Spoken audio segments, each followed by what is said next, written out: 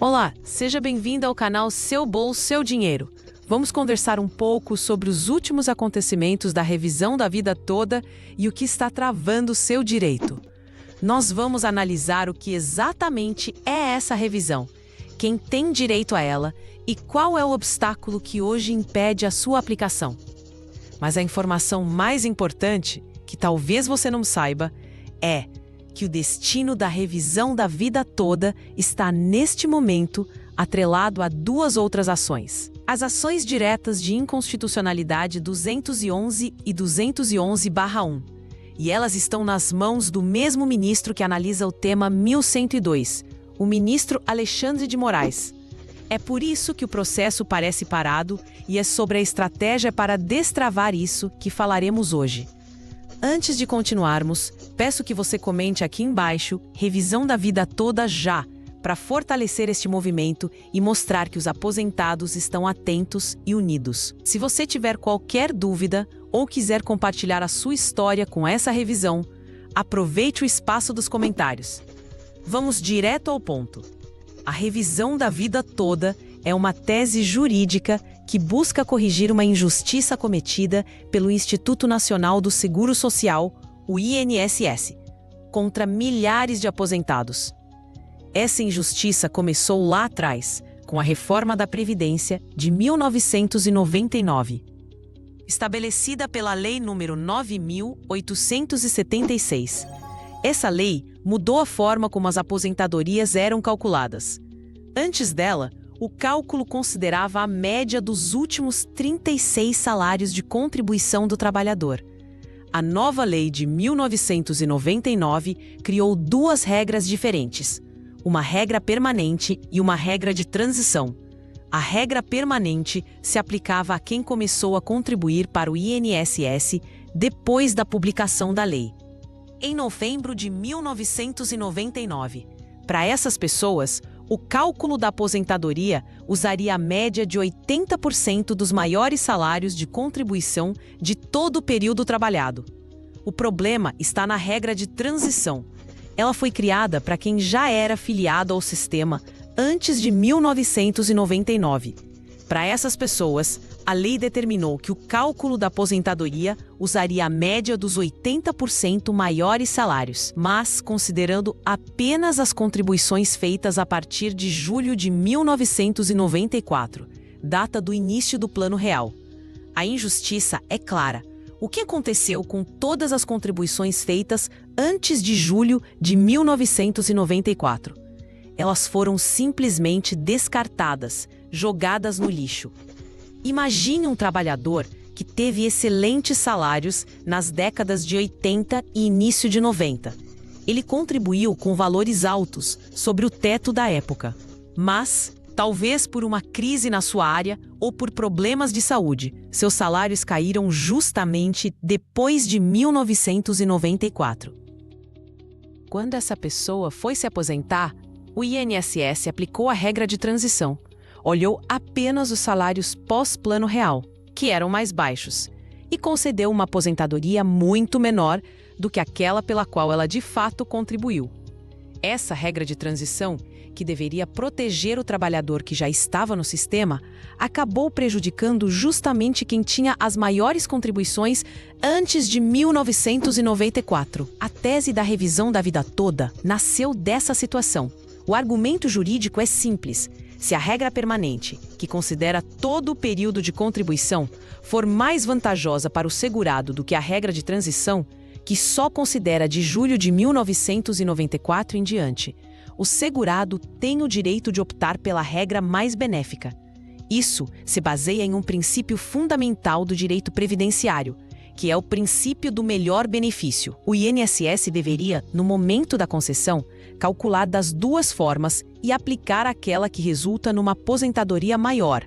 Mas, claro, o INSS nunca fez isso e sempre aplicou a regra de transição de forma automática e obrigatória.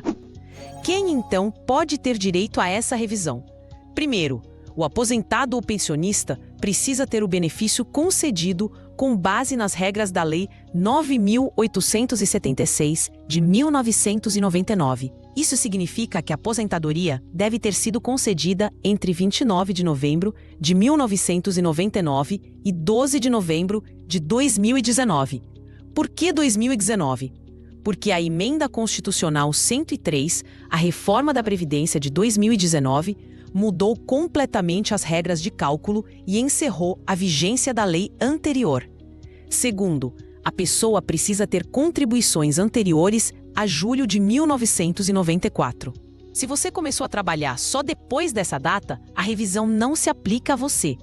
Terceiro, e mais importante, a média dos seus salários de antes de julho de 1994 deve ser maior do que a média dos salários de depois dessa data. A revisão só vale a pena se ela de fato aumentar o valor do benefício. E quarto, é preciso observar o prazo de decadência, que é de 10 anos. O aposentado tem o prazo de 10 anos, contados a partir do primeiro dia do mês seguinte ao recebimento da primeira prestação da aposentadoria, para pedir qualquer revisão. Se você se aposentou há mais de 10 anos, infelizmente, já perdeu o direito de entrar na justiça. Essa tese começou a ganhar força nos tribunais inferiores e, eventualmente, chegou ao Superior Tribunal de Justiça, o STJ. Em 2019, o STJ julgou o tema 999 e deu uma vitória histórica aos aposentados. O STJ decidiu, por unanimidade, que o segurado tem sim o direito de optar pela regra permanente, caso ela seja mais favorável, afastando a aplicação obrigatória da regra de transição. Foi uma vitória esmagadora que trouxe muita esperança. Mas, como sempre, o INSS recorreu. O Instituto levou o caso ao Supremo Tribunal Federal, o STF, alegando que a decisão do STJ feria a Constituição. No STF, o caso foi registrado como tema de repercussão geral número 1102. O julgamento no STF foi uma verdadeira novela, cheia de reviravoltas. O caso começou a ser julgado no plenário virtual. No plenário virtual, os ministros depositam seus votos ao longo de um período. O relator era o ministro Marco Aurélio Mello, que votou a favor dos aposentados, entendendo que a regra de transição não poderia ser mais prejudicial que a regra definitiva. O julgamento estava em 6-5 a favor dos aposentados. Votaram conosco os ministros Marco Aurélio, o relator, Edson Fachin, Carmen Lúcia, Rosa Weber, Ricardo Lewandowski e Alexandre de Moraes.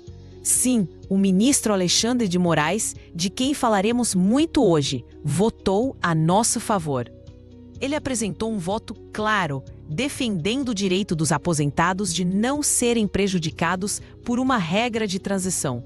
Votaram contra os aposentados os ministros Cássio Nunes Marques, Luiz Roberto Barroso, Dias Toffoli, Gilmar Mendes e Luiz Fux. Estávamos ganhando.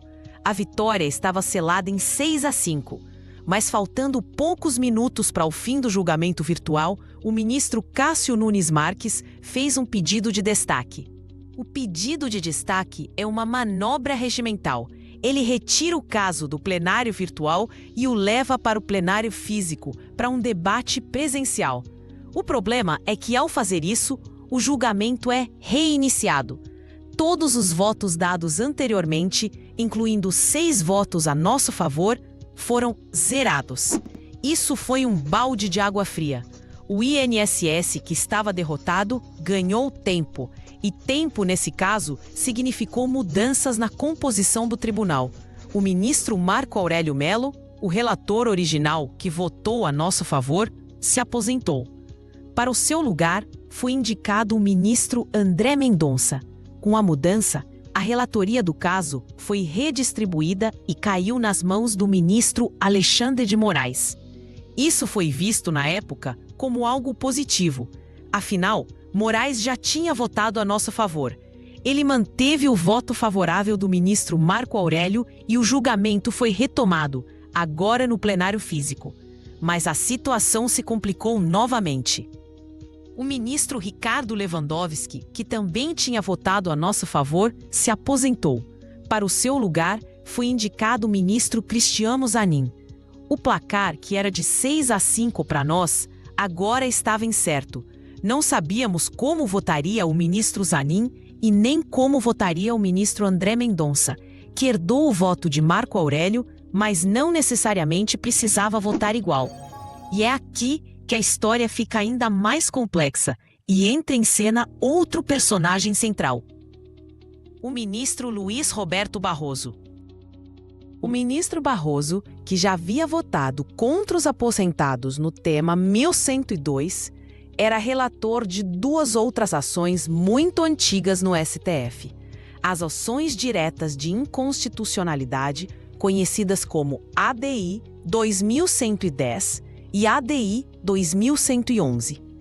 Essas ADIs também questionavam a lei de 1999. Elas argumentavam que o artigo 3º daquela lei, justamente o artigo que criou a regra de transição, era inconstitucional. Perceba a diferença sutil, mas crucial. O tema 1102, a nossa revisão da vida toda, não diz que a regra de transição é inconstitucional. Ela apenas diz que o aposentado pode escolher não usá-la se a regra permanente for melhor. As ADIs, por outro lado, queriam derrubar o artigo inteiro. E nessas ADIs, o placar estava desfavorável aos aposentados. O ministro Barroso, então, fez uma manobra que muitos consideraram um verdadeiro golpe contra os aposentados. Ele tentou juntar o julgamento das ADIs, onde estávamos perdendo, com o julgamento do tema 1102, onde estávamos ganhando.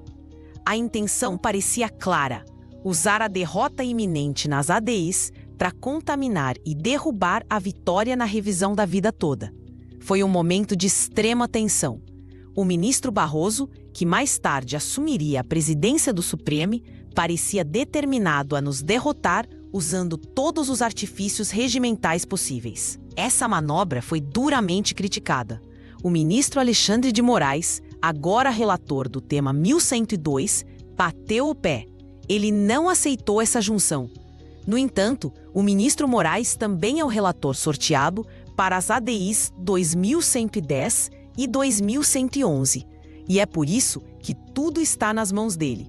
O ministro Alexandre de Moraes tem, hoje, a responsabilidade de desemaranhar esse nó.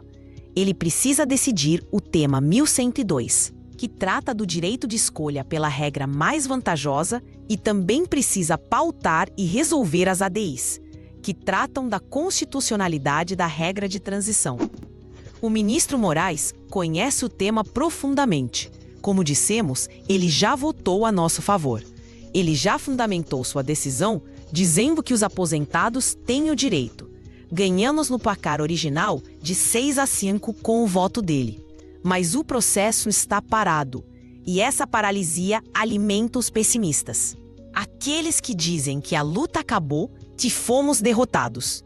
Muitas pessoas olham para o cenário e dizem: não vai dar em nada, o governo não vai pagar, já perdemos. São os agorentos, pessoas que parecem torcer contra ou que simplesmente desistiram de lutar.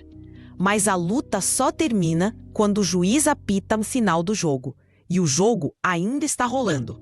Vamos usar um exemplo recente do futebol, que serve perfeitamente para nós. O time do Palmeiras, em uma competição importante, perdeu o primeiro jogo por 3-0.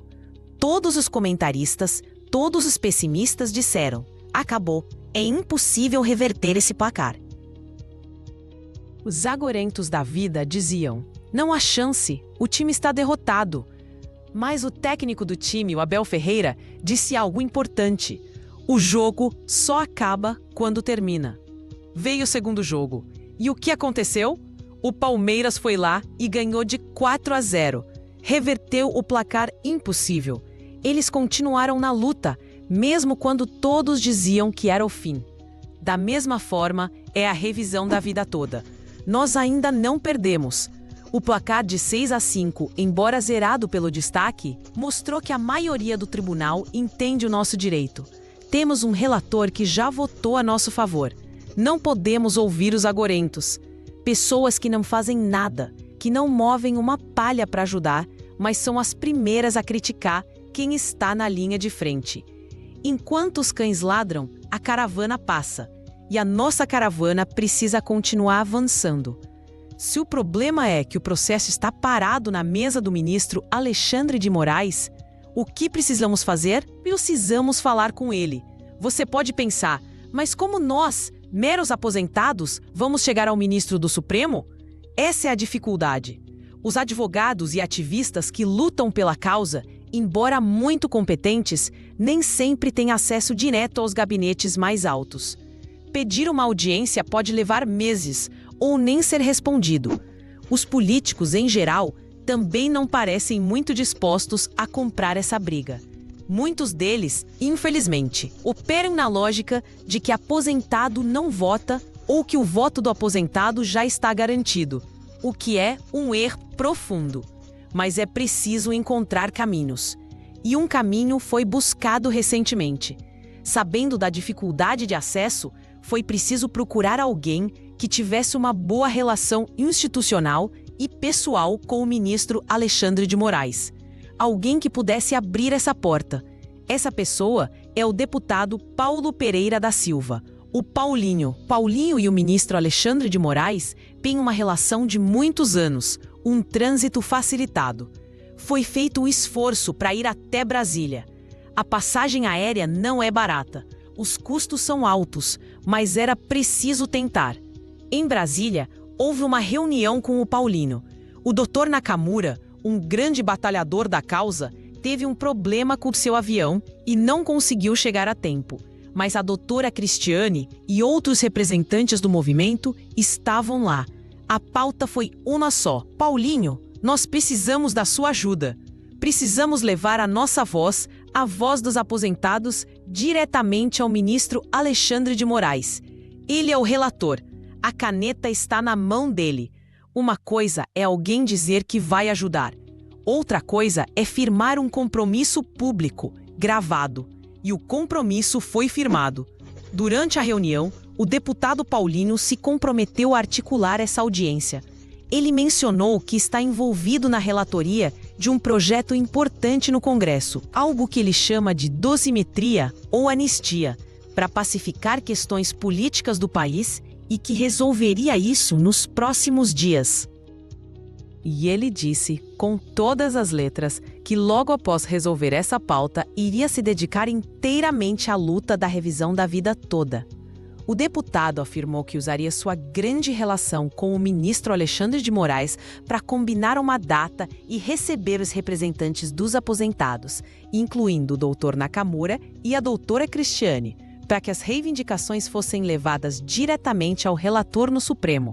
Isso é uma notícia muito importante. É a abertura de um canal de diálogo direto com o decisor.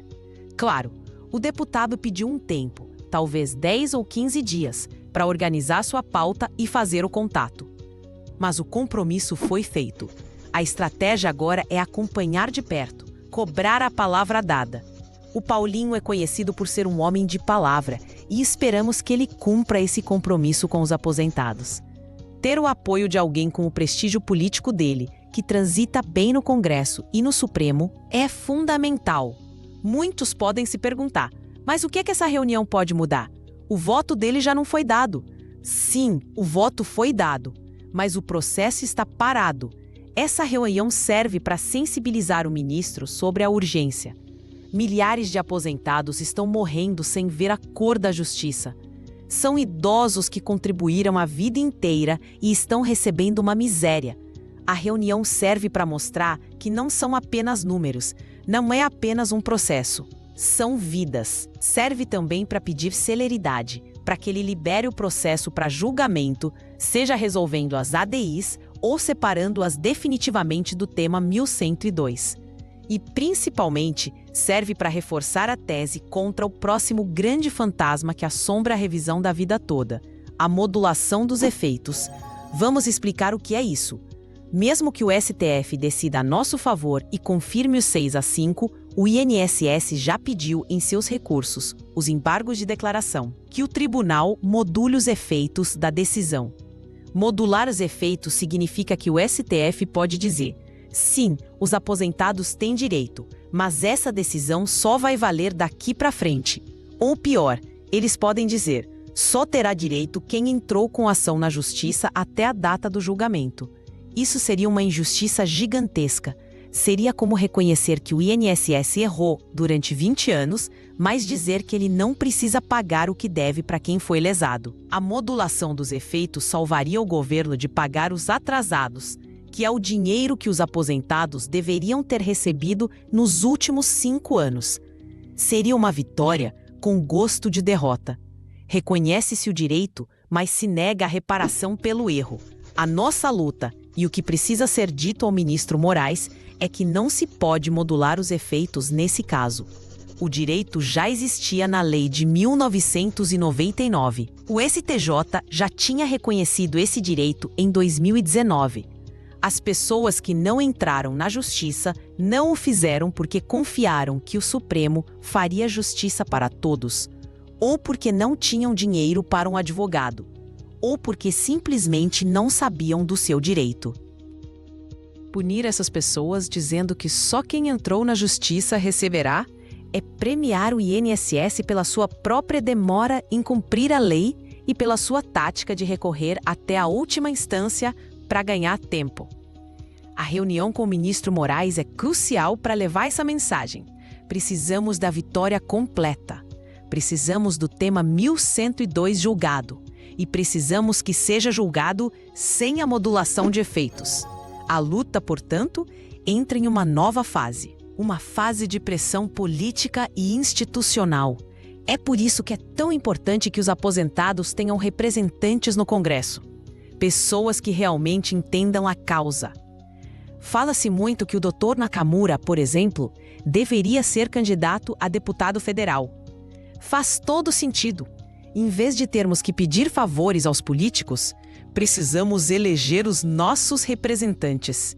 Gente que a gente confia e que não vai nos virar as costas depois da eleição. O mesmo vale para o deputado Paulinho. Se ele cumprir a palavra e ajudar os aposentados, é claro que os aposentados saberão reconhecer esse apoio. Ele é cotado para o Senado e o apoio de milhões de aposentados e suas famílias certamente fará diferença. É um jogo político, mas é um jogo que precisa ser jogado. Enquanto os pessimistas ficam em casa dizendo que nada vai dar certo, o movimento continua. A caravana continua passando. Nós não podemos desistir. A vitória do Palmeiras por 4-0 depois de uma derrota de 3-0 não foi um milagre. Foi resultado de não desistir, de acreditar até o último minuto. Nossa situação é a mesma. O direito está do nosso lado. A matemática está do nosso lado. A justiça está do nosso lado. O que falta é destravar o processo. O compromisso firmado em Brasília para essa audiência com o ministro Alexandre de Moraes é hoje a notícia mais concreta e esperançosa que temos. Vamos acompanhar, vamos cobrar e vamos continuar acreditando. A revisão da vida toda não é apenas sobre dinheiro. É sobre dignidade. É sobre reconhecer que o trabalhador que contribuiu sob salários altos merece uma aposentadoria justa e não ser punido por uma regra de transição mal feita e mal aplicada. O ministro Alexandre de Moraes tem em suas mãos a chance de corrigir essa injustiça histórica. Ele já demonstrou em seu voto que entende o direito. Agora, pedimos apenas a celeridade. Aguardamos ansiosamente os próximos 10 ou 15 dias para ver se essa palavra será cumprida e se essa reunião histórica finalmente acontecerá. E acontecendo, que ela seja o empurrão que falta para nossa vitória definitiva.